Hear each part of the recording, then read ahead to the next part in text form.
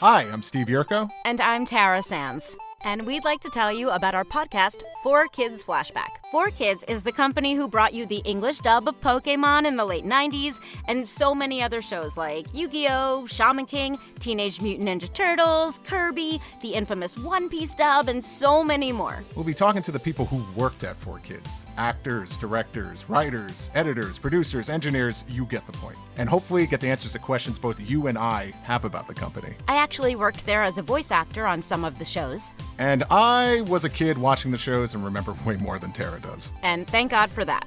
Steve is actually a professional storyboard artist, which gives some really unique insights into anime and animation. So please subscribe wherever you listen to podcasts. That's 4Kids Flashback, the number 4 Kids Flashback. Thanks. Hooked on you, baby, you're golden. Time moves, I never noticed. Just can't get enough. Got me wonderstruck. Hello, everybody, and welcome to Make Me a Nerd. I am Mandy Kaplan, a mainstream mom whose mission is to explore all things nerd culture that I have been missing out on my whole life. And today we're going in the Wayback Machine to something that was even before my time, before my guest's time, but a cultural phenomenon that people are obsessed with and they refer to at dinner parties, and I am always clueless. I'm talking about James Bond. Today, we're getting nerdy about Goldfinger with my incredible guest who I'm very excited about. I know him through one of my miscast performers, his husband, Patrick Gomez. And I love Patrick Gomez with all my heart. He is one of my favorite people on the planet.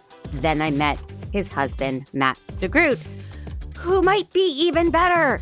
He is wildly smart, wildly accomplished. He is the vice president of production at Crooked Media, which we're going to dive into first.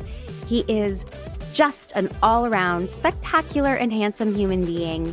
Here he is, Matt DeGroot. Hey, Mandy. Hi, Matt. How's it going? It's going well. I'm sorry you're getting over a cold. It happens, so I apologize to the audience if I sound weird. You don't. You sound glorious. When you get sick, what do you put on that just comforts you and you can, zone out and it's not mentally challenging? What's your go-to on the TV? Well, I feel like this is getting ahead of the game, but James Bond movies. That's what my husband Jer, who but in case anybody's listening who doesn't, he always puts on James Bond when he gets sick. It's just a comfort. It's a blanket. And he often falls asleep, and that's okay because he's seen them all. Sure. Multiple times. So is that something you do as well, it sounds like? I have this weird thing where I don't like to fall asleep to a movie. I feel like I'm doing it a disservice. On behalf of filmmakers everywhere, I thank you. So if I start to drowse, I will turn it off so I can finish it properly at another time. So respectful. And it's that kind of respect for humanity and creative work and politics that you bring to your role as vice president of production for Crooked Media. Can you talk about what the mission statement of Crooked Media is and what you do? Yeah. So Crooked Media, if you don't know, is a podcast digital media company started by 3 of Obama's former speechwriters, Jon Favreau, Tommy Vitor, and John Lovett. Basically, when Trump got elected in 2016, they started a show called Pod Save America, which was, very big in voicing the concerns of, I'd like to say, a vast majority of Americans who did not like the way things were going and needed some place to talk out their feelings. Certainly the audience of this podcast. Certainly. So we are in a safe space, yes. Yes. So in addition to Pod Save America, we have a stable about 20 other shows that go out either weekly or in limited runs. And I oversee the audio and video production of those shows, and then also help out as much as I can with our political arm, which is called Vote Save America, which does the hard work of getting volunteers into the right places during campaign season, putting donations where they're needed most, and generally helping people fill out their ballot, know where they can vote, know how to get registered, all that good stuff. So it's a busy time. Yeah, I thank you for finding an hour to talk about nonsense with a very nonsensical person. I It's appreciate welcome. it. So if we go alphabetically, can you explain to everybody, starting with someone named Anthony Adams, just hypothetically, how he can vote? And just Yeah. go through everybody. Just Every single person. everybody. Yeah. You just said you did that. So Yeah, we can do that. thank If you go to votesaveamerica.com, there will be a find your ballot tool, and you can type in your zip code. It's going to show you what's on your ballot, give some recommendations if you're unsure about certain races of where candidates lean, what positions are. It puts things into plain language, which is really helpful. Does it do measures as well? Yes. Because those measures are so tricky. Yes, and they're written intentionally tricky. So, and if it doesn't have, just because that does get into the weeds, I also recommend for people to always look up your state and then progressive or city. So like Los Angeles progressive ballot. And you will find a ton of great resources online that will help you sort of sift through the mountain of info you need to get through to fill out those ballots. Or I'm assuming it's cool. All my listeners can call you at. Yes. I was going to start reading your number, but I couldn't access it quick enough.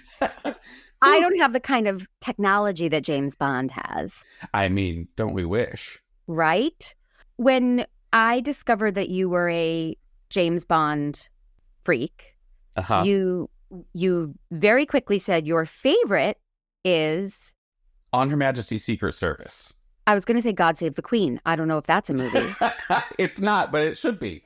That's the next reboot. So I assumed that's what we would be watching, but you spun it around and you chose, this is the only time I'm going to do this, Goldfinger. Exactly. Oh, and beautifully done, by the way. Shirley Bassey brings it. God bless her. What made you choose Goldfinger of all the Bond movies? So I'm not going to lie. I agonized over this decision. And that is always my goal. Because there's about, there's 25 films in the official series. I think there are legitimately at least 10 legitimate answers of where someone should start if they're coming into it completely fresh, which you are, correct? You've never sat down and watched one of these start to finish? Correct. Okay. What's tricky is when you bring in someone new nowadays, it usually takes something like Daniel Craig's first film, Casino Royale, which naturally plays up to a lot of modern audience tendencies and taste. And it's a great place to start. Don't get me wrong. But why I ultimately picked Goldfinger is it's not even the first film. It's actually the third in the series. Third film. I have Googled too, Matt. Good. Yeah. But it is the first film where I feel like all of the elements really came together to create what's known as sort of the cinematic James Bond. The first two films, Dr. No and From Russia with Love, stick really close to their sort of literary source material. They're a little more serious. They're great films, but Goldfinger is really, when you want to describe to someone what James Bond is, yes, Goldfinger has it all. It typifies that. Yeah, exactly. First of all, the original author, that is Sir Ian Fleming. Do I have that correct? Yep. From Crossword Puzzles, I know shit. And for those of you who are like me and you're like, Goldfinger, what's that all about? This is what Wikipedia says. Goldfinger is a James Bond movie in which Bond investigates gold magnate Auric Goldfinger, who is suspected of smuggling England's gold reserves. Bond eventually gets closer to Goldfinger and becomes part of his outrageous scheme to rob Fort Knox of its gold. Goldfinger's greed is exceeded only by his disrespect for human life. Bond, armed with his specially equipped Aston Martin, a lot of questions, must stop Goldfinger's plan to raid Fort Knox and obliterate the world's economy. There it is. I feel like they got one thing wrong. I should have said based on a true story. It is a true story for sure. Yeah. But it goes a step further. He's not just trying to take the gold. He's trying to set off a nuclear weapon inside Fort Knox to destroy the gold to make his gold more worthwhile. He's an a-hole. A total dick. Going out on a limb. I mean, he's German. Played by a 55 to 60-year-old Michael Rappaport. Not looking good. He's had better days.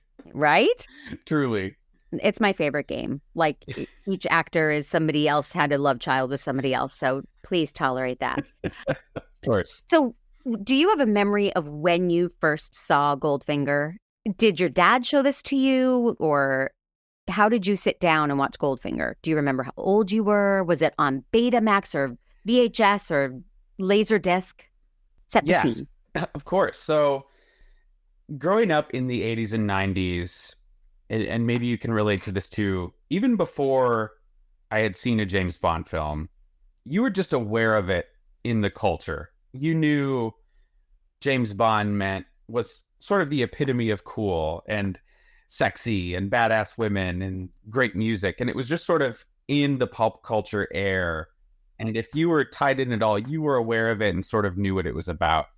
It's my guess if you were ever in a wedding party, all the ushers and groomsmen were going Bond, James Bond, when they put on their tuxedos. Absolutely. Right? Yeah. Okay. Yep. And then ordering a martini shaken, not stirred. Yes. Yeah. 100%. So I became aware of it at a probably way too young age. But I was sitting home one night with my dad, and TBS used to do 7 days of 007. Oh. Where they would just run the films sort of on loop over and over. And we stumbled upon what I think was the last 30-ish minutes of Dr. No. And we sort of stopped and watched it together. And I was probably 5 or 6 at the time. And it's the most sort of action-packed part of the film. Like Bond and Dr. No end up in this fight of boiling acid, and I was in immediately. And from then on, I was locked into TBS when they would do these marathons. I would fire up the VCR, hit record, and capture as many of them as I could. And when I did have enough allowance money saved up, I would go to Walmart or Target and buy the VHS copies to have it, so I didn't have the commercials anymore because that was too much. The first time I watched Goldfinger, though, would have been in that like sort of initial capturing of the films. And it really did speak to me even then of just, oh, this is fun. There's a henchman with a razor-bladed bowler hat who can chop people's heads off.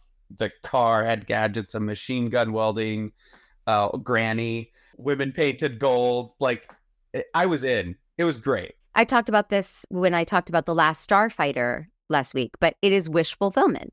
Yes, absolutely. Right? That's why we watch movies, to escape and think, oh, I wish I could live on that beautiful island or marry that beautiful person or, drive that amazing car. Absolutely. And like as a kid in really small town Iowa, where nothing was exciting going on, my view was essentially cornfields. To be able to pop into these movies, and each one takes you to maybe 3 or 4 or even more different countries, and it's beautifully shot in all of these places. It got me really interested in geography and traveling, and it sort of gave me the travel bug that I have now today still, which is, I love it. That's cool. I mean, I want to start at the beginning because my only exposure to James Bond is Austin Powers, which I know by heart.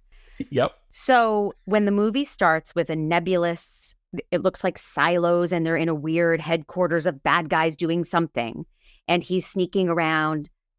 My immediate thought was, oh, Austin Powers barely did a parody of James Bond. It was it's a copy. It's a copy. It just had a few more fart jokes and jokes. But it was essentially a James Bond movie. Absolutely. I never knew that. I mean, I never knew that this was so over the top. Oh, absolutely. And Goldfinger is still even like tame by some of the... You're kidding. I thought this one was pretty corny. Oh, no. 2 movies later, there is a hollowed out volcano lair. Oh, of course there is. Which one's that? That's You Only Live Twice. Yep. In Moonraker, James Bond actually does go into space. It's like... It gets very silly. There's space lasers and villains with metal teeth that can, bite your jugular. And It's Yes. not at all. Oh my God. I see. And I thought the bowler hat in Austin Powers, I thought that was a joke. Nope. And I thought that was really funny, but that's really what this is. Okay, so that was my first impression was, holy crap, I'm watching an Austin Powers. Absolutely. And this is all before the credits. What was that location he blew up in the beginning? I believe it's just a drug heroin smuggling place. It doesn't matter. Bad Guy It's guys. Central. Yeah. And it Okay. needed to go.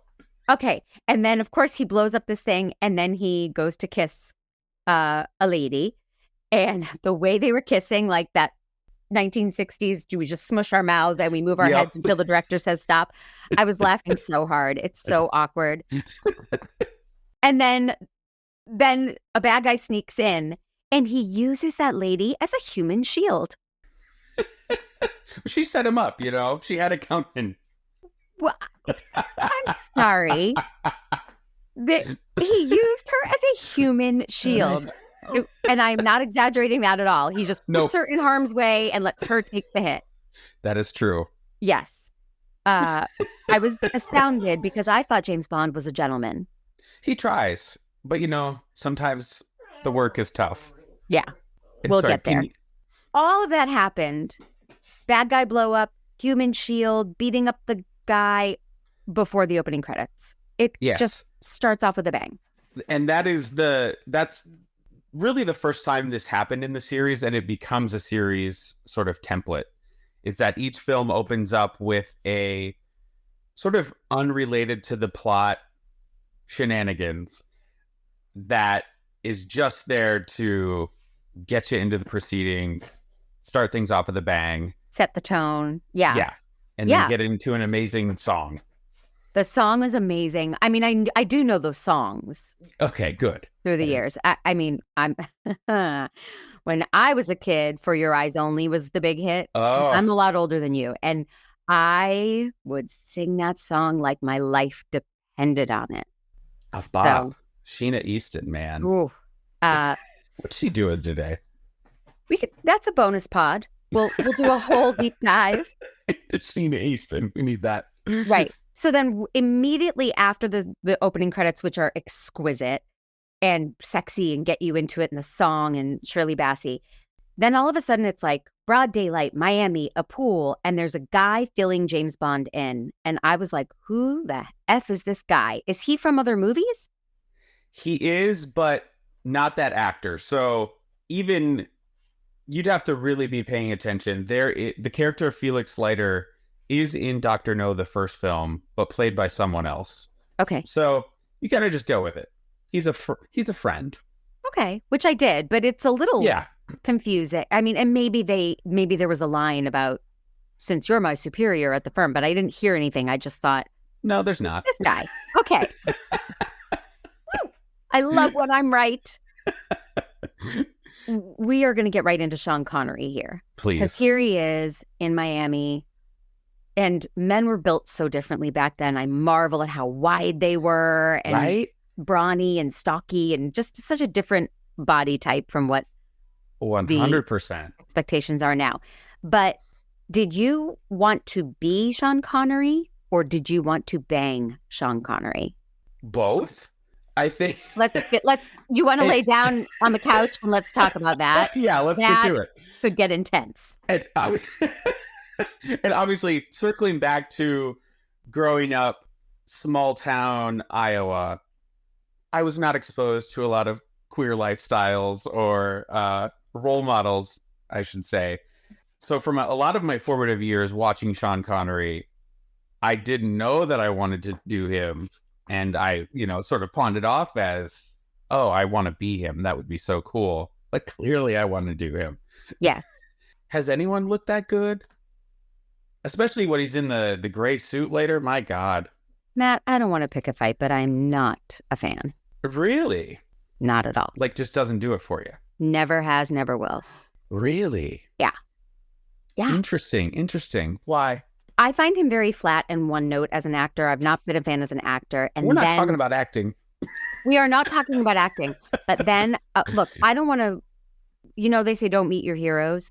So I might tell you something that you've never heard and you're going to but he was quoted as saying it's okay to smack women around. Ugh. His wife. Yeah. So you know. That's not good. So, but I'm also, James Bond is too slick. I mean, Yeah. Paul Buckman from Mad About You is my dream type. Paul Rudd. Okay. That's where I go. Okay. So I don't want somebody slick and suave and perfect. I want goofy, neurotic, hot and sexy like my husband. He listens. I have to say those things at least once an episode. Hi, Jerry. Yeah. Well, it gets gross in this house. But yeah, so I don't know. James Bond is ugh to me. He's a turnoff. And Sean Connery is lumped in with that. Fair. I might have liked Pierce Brosnan. I've never seen him as James Bond, but he's so charming and handsome. Yeah, you'd probably be into that. I'd be curious to get your take on Roger Moore. Because he's definitely the goofier era. Uh-huh. And does not take himself seriously at all. It's still very suave, but I think that could maybe be up your alley. Okay. Just a side note, my sister's name is Allie and she hates that expression. Okay, so it's important for me to know that you wanted to bang him, but maybe weren't aware of that, so you wanted to be him. Exactly. He immediately meets a lady and immediately invades her personal space, way too close for my liking. And I imagine that they all smelled like booze and cigarettes, and it was just 100%. Like, blah. And they get it on. And then she dies. She does die. She's gold. Yes. I gasped. What a way to go. I gasped. Yeah. I couldn't believe it. Jared thought I was ridiculous. It's horrifying. I don't know. He comes back in the bedroom and there she is on the bed, splayed and totally gold head to toe. Yep. What a way to go. And so he spray paints people and they suffocate because their pores can't breathe. Exactly. A really fucked up way to die. I also noted in that scene, am I crazy? Did someone come and knock him out? Yes, that was Odd Job. I noticed in this movie, it's quite easy to knock someone out. One hit. That's all it takes. It could have been a drinking game. How many times does someone get knocked out in this movie? I'm going to do that next time I watch. It's a lot. It is, isn't it? I hope you get very drunk and I hope you think of me. I will. I'll call you. Thank you. And we'll do a second episode. Yeah. Okay. Let's do it for a Roger Moore one. Oh my God. Yes. Yes. Because just every 5 seconds, somebody was getting conked on the head and passing out. It was unbelievable. We don't have a time for whole fist fights. Let's just get to it. Right. Then we meet Moneypenny because somehow he's just back at HQ. Mm-hmm. Right? Just with the boss hanging out. And Moneypenny is a name I've heard from living in the world. Of course. She is horny for Bond. Oh, so thirsty. I mean, in the annals of movie characters, maybe no one's thirstier than Moneypenny. Which I did not know. Yeah. You would think it would be Pussy Galore, but we'll get there. Well, yeah, we'll talk about her. Is Moneypenny, I know she's in a bunch of them. She's in every film. And how many actresses? It is, so through 85, it was all this first actress, Lois Maxwell. Really? So she does it for the first 15 films. So in 85, that must have been Timothy Dalton? 85 was the last Roger Moore film. Okay, so age appropriate. And then, so they finally had some parody there. And then in 87, it switched to an actress named Caroline Bliss, who was with Timothy Dalton for his 2 films. Uh-huh. And then Samantha Bond was Pierce Brosnan's Moneypenny. And you may have seen her. Her last name was really Bond? Yes, which is incredible, right? Crazy. Did you ever watch Downton Abbey? Yes. She was the sister of the Dowager? Maggie the aunt. Smith? Yes, the aunt who would come. Oh, I love that actress. Oh, I know exactly who you're talking about. I love her so much. Wait, yes. I'm going to get her name. So wait, she was which Bond? Everyone at home is screaming because they know and I don't. Samantha Bond, sorry. Oh, her name is Samantha Bond. Yep. Oh, then it might not be the person I'm thinking of. Hold on. It is most definitely not the person I'm thinking of. I don't like this lady at all. You hated her? No, I don't know who she is. Her character on Downton Abbey was... I can see her, yeah. Okay. I know who you're talking about now. I thought it was the woman from the Ricky Gervais show, Afterlife. What's her name? That I loved so much. I love her not so, her. so much. Okay. And then Naomi Harris is Moneypenny in the Daniel Craig era. Oh. She's fantastic. Very fierce actress. Okay. Yes. I know her. So, yeah, I was fascinated by Moneypenny just putting it out there. No secret. And are these all code names, I'm assuming? Moneypenny must be a code name, no? I don't think so. And are they MI5? MI6. MI6, a fictitious, yes. Yep. even more super secretive version of MI5. Exactly. Just a level deeper. Now, I think it was at this point that a bunch of old white men sat around a table and drank brandy and smoked cigars and talked and talked and talked and talked. Yep. Correct. And I said to Jer, I'm not following. And I know they're setting up the plot for the whole thing because I heard blah, blah, blah, Goldfinger, blah, blah, blah, weapons. But I didn't follow any of it. And he said he doesn't either, and it doesn't affect your enjoyment of the movie. Do you, if I asked you in 30 seconds or less, could you tell me what that conversation was about? Do you really follow it? Yeah, I mean, they're essentially talking I'm about... Matt DeGroot. I'm so much smarter than you and Jer. Whatever.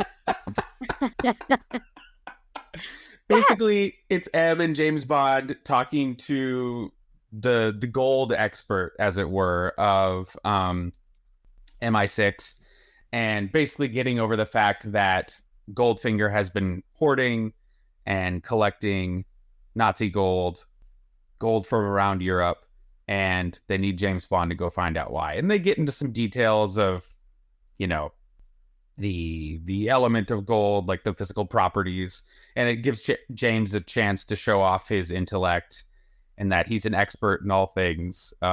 Which you'll find is a thing that happens in every movie. He knows how to operate every vehicle. He has a deep knowledge of, you know, wine vintages, brandy vintages, which I think he even talks about in that scene. Yeah. And just an expert in literally every field, which is, of course, ridiculous, but it is what it is. Right. I mean, yeah, it's cool when you just let go and, yeah, you know, your suspension of disbelief. Why not? He's an expert. Got it. Yep. Exactly. He's the best. That's why. Okay. So then now we're in the mission. We're in excitement time. So he goes to get his gadgets, which I also is one of my favorite scenes from the only other thing I know, which is the movie Spy, the Paul Feig movie starring Melissa McCarthy. Yes. Fan? Not a fan? I only saw it the once. It didn't leave a big impact on me. Okay. I love it. And when she's getting all her supplies, they're like embarrassing middle-aged lady, like, this is your diuretic. And she's like, ooh, is it really this? And they're like, no, it's a diuretic. Like, everything is just so embarrassing for her. He gets his car. Yes. And it's he says, where's my Bentley? Yeah. I thought he always drove an Aston Martin. I was shocked. This was eye-opening. Yeah. This is the first, like, official car he has in the films. I think he has a personal Bentley as a character. Okay. And apparently they took it away from him, which is, I think, concerning. But I think he traded up because I think this Aston Martin DB5 is maybe the most gorgeous car in film history. You've never seen Back to the Future and the DeLorean? Okay. Is that gorgeous? I'm not a car person at all. Yeah, I'm typically not either. But this, I would probably give up a couple years of my life to have that car. What? Yes. That is not an okay thing to say. But it's so beautiful. I feel like I'm really getting to know the dark side of Matt DeGroot. I don't care for that at all. A couple years of your life for a car? Well, you know, if I'm living to like 100. You just want the ejector seat for Patrick. I do. I just launch him right out. I love that he's like, yes, this is your automobile. It comes with an ejector seat. just push this button. And I'm like, I'm sure we won't see that in action. No, couldn't possibly.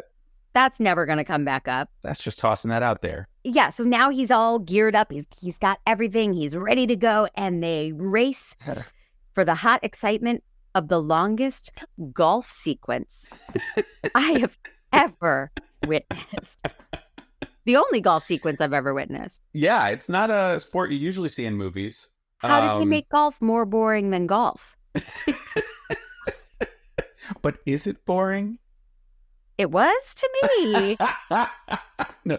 So this is actually another trope of the series, in that there's almost always a scene where Bond and the villain match wits somehow in some type of game.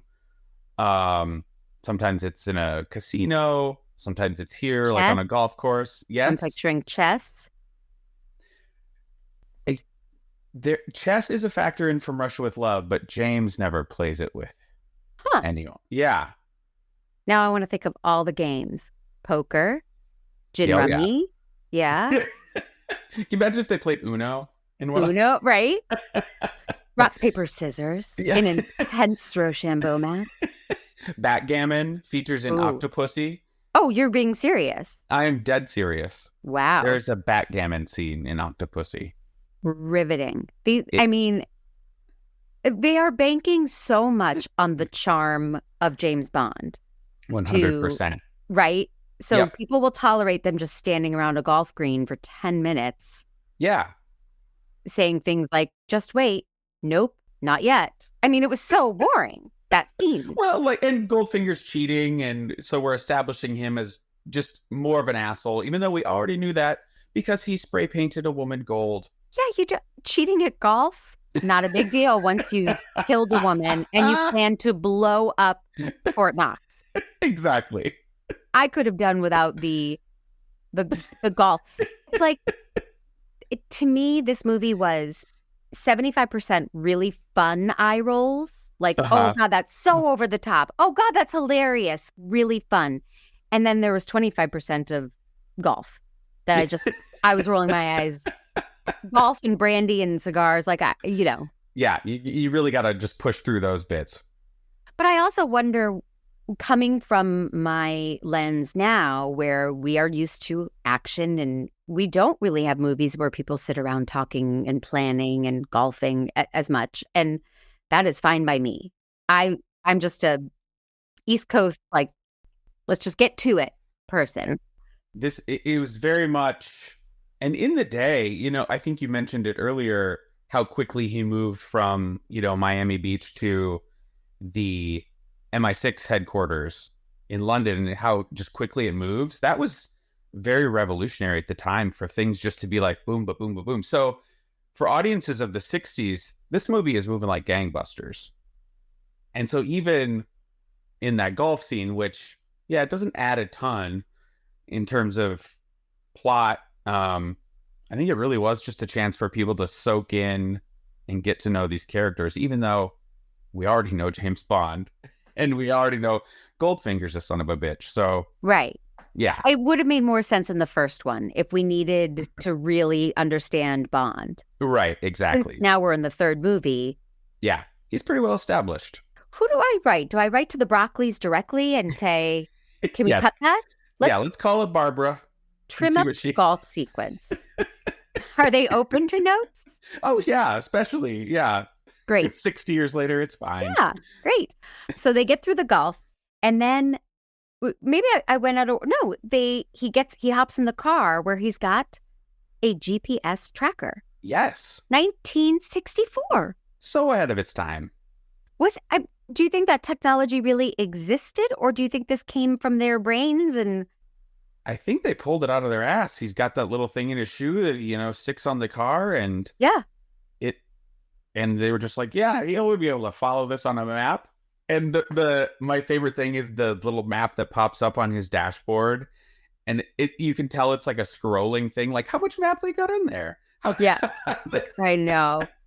I mean, it is antiquated and charming, but the idea of a GPS tracker is way ahead of its time. Yeah, I mean, to my knowledge, I've read a lot of books about James Bond in the making of films, I've never once seen any evidence that it's something that existed at the time. So I think their imaginations were just firing on all cylinders there.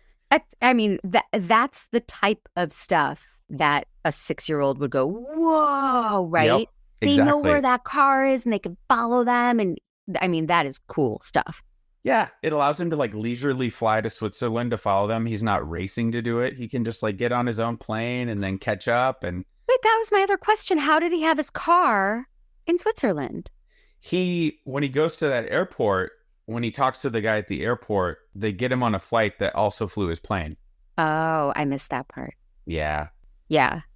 So he's not just flying coach and taking one bag, you know? No. A lot of flying in this movie, too. Oh yeah, they make tracks. A lot of bad choices while flying. We're going to get there. Okay, so now he's racing through the beautiful mountainside and he sees a beautiful woman and she tries to run him off the road and shoot him. Yep. That's why women shouldn't drive. Exactly. I'll stand by it. And then he finally, of course, charms her and gets to know her. And she is the sister of the lady who died from the gold, even though they have distinctly different accents. They grew up split up. Their parents divorced, went separate ways. It was a parent trap situation. So you said in the beginning there were only 25 actual movies in the sequence, and then you implied that there were spin-offs or other things. Yes. Are there? There are. Certainly not about these two sisters, these two No, very I wish. dead sisters who had very different accents and Can you neither imagine? can act. I need a spin-off of the Masterson sisters. Yeah. But yes, there is. Casino Royale was originally owned by a different film studio. They had the rights to it. And in 1967, they released a spoof version of it. And this was at the height of the official James Bond craze. And it stars Peter Sellers and Woody Allen and Orson Welles. And it's an insane movie. It has 5 different directors. Clearly, none of them talk to each other. And it's nuts. And then there's another film, the 4th film in the James Bond series, Thunderball. The original screenwriter of that had this very long, contentious battle over him having the rights to the story.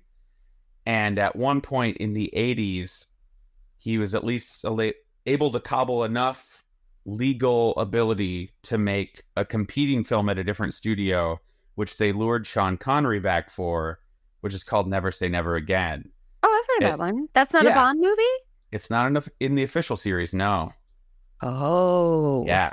So it came out in 1983. There were 2 James Bond movies, Never Say Never Again from this other studio, and then the official entry, Octopussy, which stars Roger Moore. Roger Moore, yeah. Yeah, Oh. so it was the Battle of the Bonds. You are blowing my mind. I didn't know any of this. Yes, it's very juicy. Truly. Now, as I said, I was not familiar with any James Bond, and I lied when I said only Austin Powers. Because as a kid, I watched Get Smart, and then I watched Inspector Gadget. Yep. So much of it was reminiscent of that, too, when you said the thingy in the shoe. I was like, right, like Get Smart. Yeah. So, I mean, but again, even though those were comedies, they were tonally so close to this. So is it fair to laugh when he goes into his shoe and gets a little thing and sticks it on the car and all of a sudden it works? Like, did people go, oh my God, it was in his shoe? Or was it like, no, that's cool as shit. Nobody, don't laugh at that. This is serious. I think laughing is totally fine. I have vivid memories of the first time I watched Thunderball. My dad and my uncle, and they had a few, I think, but they started watching it with me and they were cackling like from start to finish. Yeah. And I think it's expected. It's fun. It's clearly a series that for the most part does not take itself seriously at all. There's always the tongue is very firmly in cheek. There's always a wink. There's always a laser coming at a crotch. Exactly. Yeah. It is not meant to be serious stuff. Okay. And so laughing is encouraged and fun. Okay. So it hit me halfway what really I think is the most accurate ripoff of all, when the laser was coming at the crotch, it's Batman, the old 1960s Adam West Batman series. Yep. And I used to watch that. And Yep. I mean, I didn't realize that was such a James Bond. I mean, ripoff is not a kind word, but, you know, they would always leave the room. Yep. I expect you to die. And then Such a they would great leave the line. room, Yeah. which is, it's a fantastic line. And they use it in Austin Powers about like, I'm going to make this speech and then I'm going to leave and just trust that everything goes according to plan, Yep. you know? I couldn't believe the music, the supervillains, even, I'm going to go on a limb, the sexual tension between Bond and all the women was like, I remember Julie Newmar and Adam West having that kind of heat between them all the time. Yep. So Like everyone wanted to sleep with him at any given moment. And yeah, that's just what you sign up for. you mean Batman? Both. But well, frankly, and I don't know how many of the episodes of Make Me a Nerd you've listened to, but I wanted to sleep with Robin. Oh, same, honestly. I would actually, Really? I agree. I would rather have Robin than Batman in that scenario. Oh, Matt, that just bonded us for life. That just James bonded us for life. Burt Ward, man. He was Right? a cutie. He was such a cutie. That's more my type than the Adam West. Fair. Yeah. First of all, I want to fly in a private plane like that. It was amazing, the first private plane. Then he goes to the bathroom, which was so funny and charming because they've put peepholes in the bathroom so they could keep an eye on him. It's so many of them. So many peepholes. So there's a guard watching and she lets him go in the bathroom. Yep. It's a she, right? Yep. Yes. And then she's looking in the peephole and he ducks down and she's like, where did he go? I must go in after him. He literally ducked down, lady. He just ducked. He's just down there. There's no there's no escape hatch. What is wrong with these villains? They didn't go to school. Oh my God. I thought that was so funny and that he accidentally blocked a couple of the peepholes and intentionally blocked other ones. I was so charmed by that whole sequence. Yeah, it's great. But I often wonder this about henchmen and guards and in this case, bespectacled doctors and scientists who turn to the dark side. Why? Yeah. So many, Like, was the pay good? right? What are the benefits? Were they morally corrupt to start? I'm trying not to get political, but it's reminding me of politics these days. Amen. Self over the greater good. But you're a respectable doctor. Why are you working for Goldfinger? Exactly. To develop a poison to knock out all the guards at Fort Knox. What's wrong with you? Where is your mother? Yeah. She would be so ashamed. Right? Yes. I often wonder that about henchmen. There's a couple great deleted scenes. I don't know if you've ever seen on Austin Powers, Oh, of Austin Powers, I'm sure. Yeah. where they show the henchman who gets run over by the steamroller. Mhm. There's a scene where his wife gets the call Okay. and and she has to tell their son. I love the backstory of these like inconsequential, totally unrealistic characters that How do you become a henchman? write that script. I might. It's like, what were your goals growing up?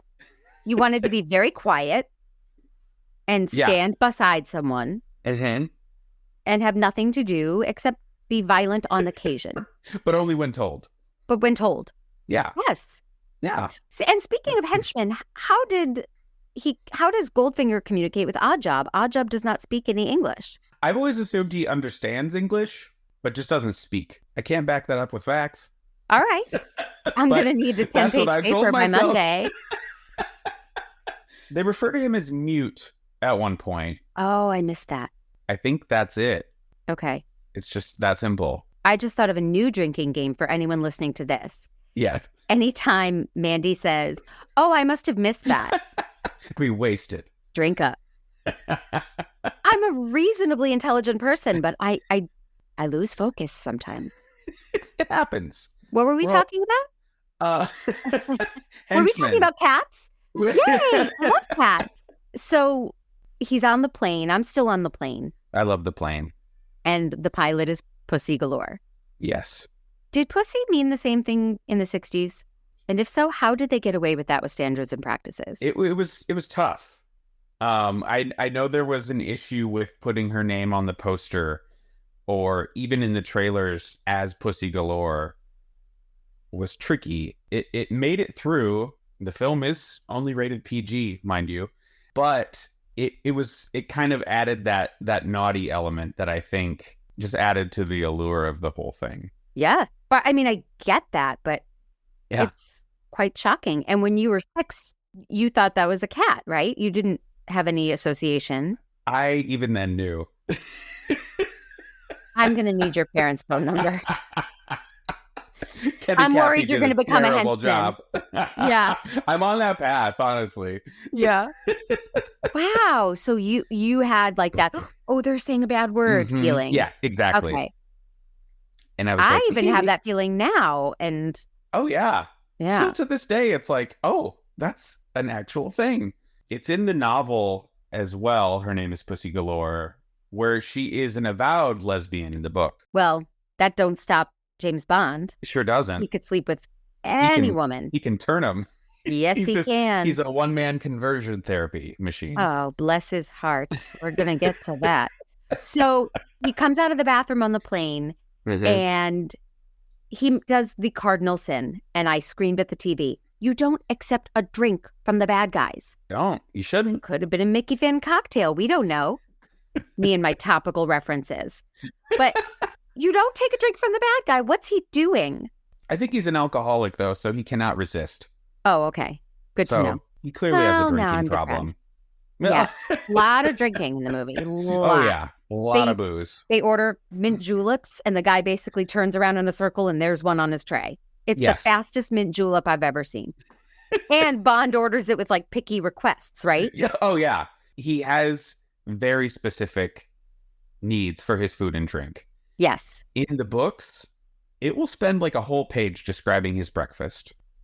Oh, I like that. You would. You would. I like that kind of detail. In literally in every book.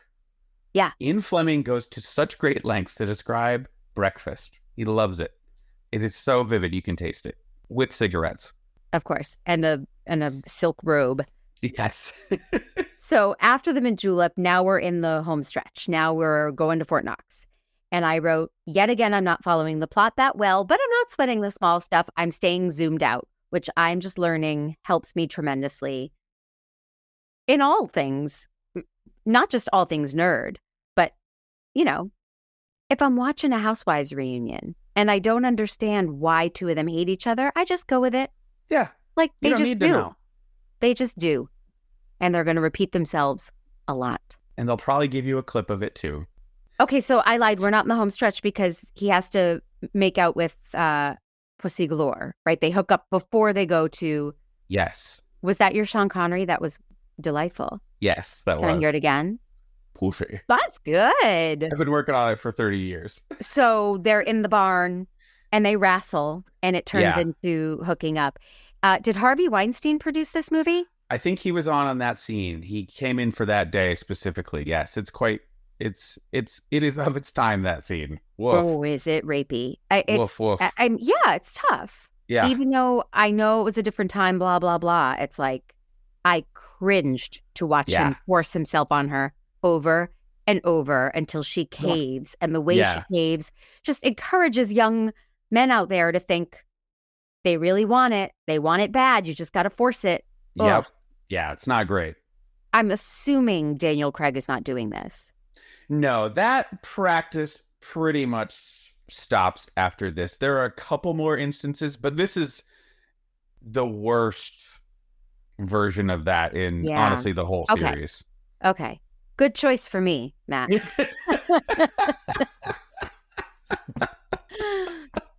Oh my God. What's the most triggering, upsetting thing I could ask Mandy to watch?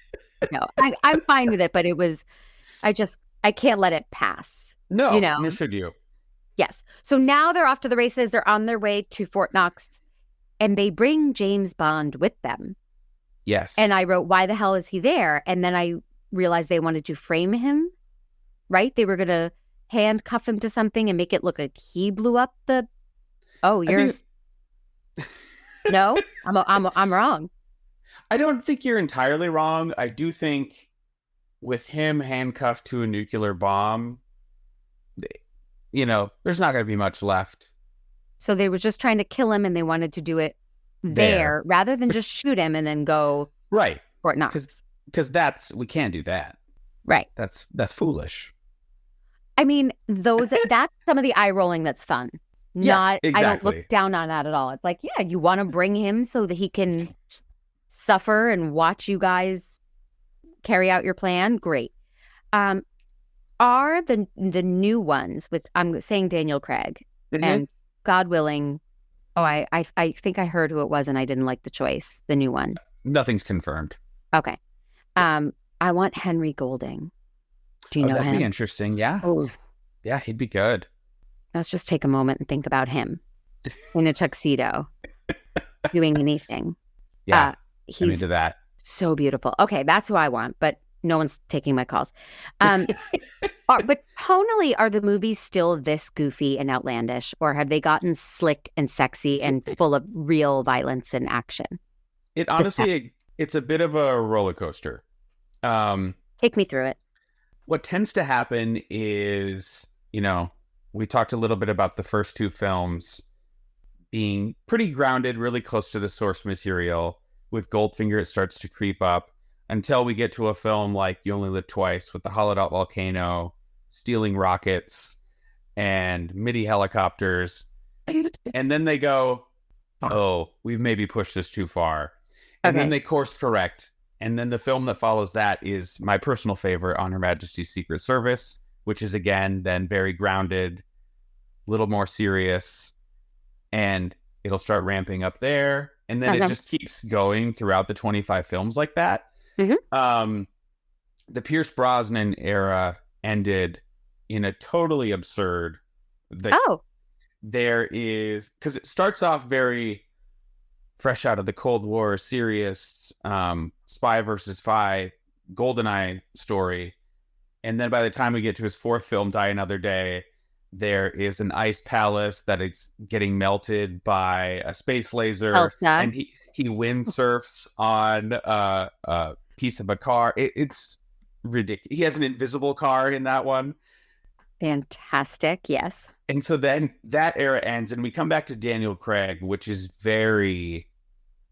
And he pretty much even keeled it throughout his whole run with a few fantastical elements, but for the most part, it's very grounded, very serious, sexy, dramatic. Mm-hmm. The things I think they think modern audiences want, even though I would argue that those films probably more often than not fall on the too serious side. Yeah. Because I do think there's a huge element of what makes the James Bond films so fun is that they are fun. And I would agree. They're a little outlandish. They're a little tongue-in-cheek. You can't lose the tongue-in-cheek, or then exactly. It's just, I can't think of another action movie because I've never seen them, but The Matrix or something. Like, it just becomes something very serious and dark. And that's not what the spirit of Bond should be, I don't think. Exactly. Like, it should still be winking at you a little bit. Even, and that doesn't mean you can't tell dramatic stories with compelling characters, but let's not be so dour about it. If we want to reach out to Barbara Broccoli, where we can find her, I'm assuming, at Barbara at gmail.com. Yeah. I'm going to try that. Please. Matt, our discussion is over, if you can believe it. Do you have any parting thoughts or important observations that we missed? I mean, we did not talk about Goldfinger ultimately getting sucked out of an airplane window. He sure did. Which is an image that I think will haunt me for the rest of my days because it is so bizarre to look at. Yeah, if the window looks tiny and you're like, there's no fear of, there he goes. That man goes through it somehow. Yeah, like how a mouse can go under a door. Exactly. Impressed. How did he do it? How did he do it? Make Me a Nerd is a production of True Story FM, engineering by the peerless Pete Wright. Wonderstruck by Jane and the Boy is the theme song, and you could get to me on socials at Mandy_Kaplan_Clavens, both with K's. If you're listening on Apple Podcasts, please leave me a 5-star review and reach out, ask questions, contribute, participate. It's a back and forth. You can do it on socials. You can do it on Apple. And if you really want to participate, I would be forever grateful if you would go to makemeanerd.com and hit that join button. You will get your episodes early and ad-free and other extra fun content as well. Matt, are you wanting the world to reach out to you on socials, or you want to continue this conversation with everybody? Sure, I'm happy to. Always happy to talk about James Bond or anything geeky. My geek experiences are vast and wide, so hit me up. I'm on all socials at Matt DeGroot, on them. So I've been saying your name wrong for years. Everybody does. I don't even notice it anymore. So he spells it MattDegroot. Yeah. And then you say DeGroot. Yep. I can't tell you why or how. Pete, go back and change every time I said his name. And I mean for the past 6 or 7 years since I've known him. Yeah. Exactly. Matt, I'm sorry. It's fine. It is not fine. It's terrible. And I would go on and on about it, but we're out of time. So my next episode will be finally the long-anticipated Dragonlance. Have you ever read Dragonlance? I have not. It ain't a short story. It's a 450-page novel. Woo, so, hope it's good. Yes, with lots of trolls and elves and dragons and adventure. I have done that. And then after that, I'm very, very excited because I'm doing Quantum Leap with a guest I'm thrilled about. He's the host of the How to Destroy Everything podcast. I don't know if you're familiar, Darren Gotsky. And he has chosen 3 episodes, and I'm going to tell everybody what they are in case you guys want to watch these and join the conversation. So it's the original Quantum Leap, Future Boy, Season 3, Episode 13, A Leap for Lisa, Season 4, Episode 22, and The Leap Home, which is a 2-parter, Season 3, Episodes 1 and 2. I have asked Darren if I'm to watch them chronologically or in the order he sent them, and I don't know yet. But watch those episodes if you want to participate in the conversation. Thank you all for listening. Thank you, Matt DeGroot. You are a gem. Likewise. And now I expect you to die.